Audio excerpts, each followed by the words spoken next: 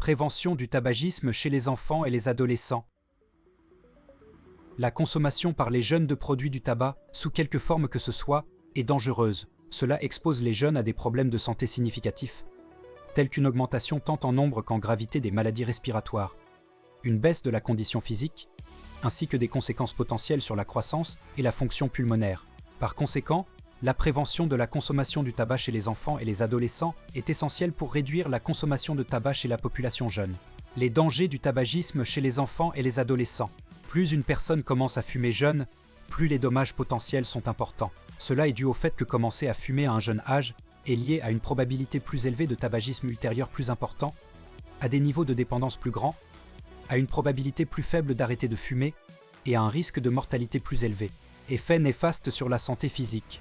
Le tabagisme chez les enfants et les adolescents présente de graves dangers pour la santé respiratoire, à la fois à court et à long terme. Les jeunes qui fument ont 2 à 6 fois plus de risques de toux, d'augmentation des mucosités, de respiration sifflante et d'essoufflement par rapport à ceux qui ne fument pas. Le tabagisme altère également la croissance pulmonaire et précipite le déclin prématuré de la fonction pulmonaire, ce qui accroît le risque de développer une maladie pulmonaire obstructive chronique plus tard dans la vie. En commençant à fumer tôt et en continuant cette habitude à l'âge adulte, les enfants augmentent considérablement leur risque de développer un cancer du poumon ou une maladie cardiaque. Impact sur la santé mentale et émotionnelle. La nicotine peut avoir des conséquences néfastes à long terme sur le cerveau des enfants et des adolescents. Une utilisation régulière peut conduire à des troubles liés à la consommation de nicotine et est liée à d'autres problèmes de consommation de substances, ainsi qu'à des troubles de l'humeur à l'âge adulte. Risque de dépendance à long terme.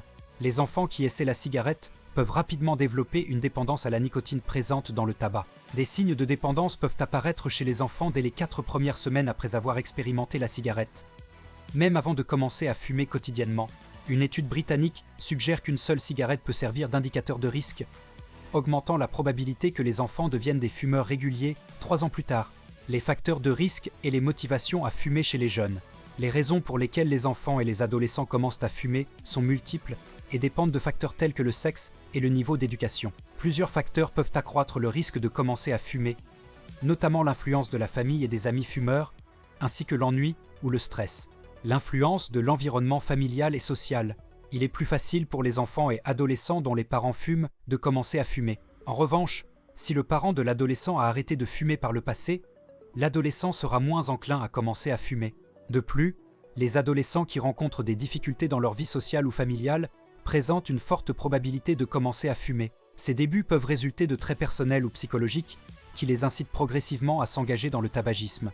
Par ailleurs, le niveau social et économique de la famille peut influencer les enfants et les adolescents qui commencent à fumer. Les recherches mondiales sur ce sujet ont montré que les jeunes adolescents issus de familles à faible statut socio-économique ont un risque plus élevé de commencer à fumer. Les problèmes psychologiques. Il y a un lien réel entre l'anxiété, la dépression et le tabagisme. La plupart des personnes confrontées au stress, à l'anxiété et à la dépression ont tendance à fumer. Les individus souffrant d'anxiété et de dépression ont souvent plus de chances de commencer à fumer après avoir vécu des événements stressants. De plus, les fumeurs souffrant de dépression et d'anxiété peuvent développer une forte dépendance au tabac. En outre, la consommation de tabac peut par la suite entraîner des comportements stressants. La consommation de tabac chez les enfants et les adolescents est un problème de santé très grave à l'échelle mondiale. Puisque les maladies causées par le tabagisme entraînent des coûts élevés pour la santé, il est primordial que les politiques anti-tabac soient une priorité dans le domaine de la santé publique. Par exemple, mettre en place des programmes pour les aider à arrêter de fumer. Arrêter de fumer au centre laser Stop Tabac grâce à la lasérothérapie auriculaire. Prendre rendez-vous sur le site internet stop-tabac.com.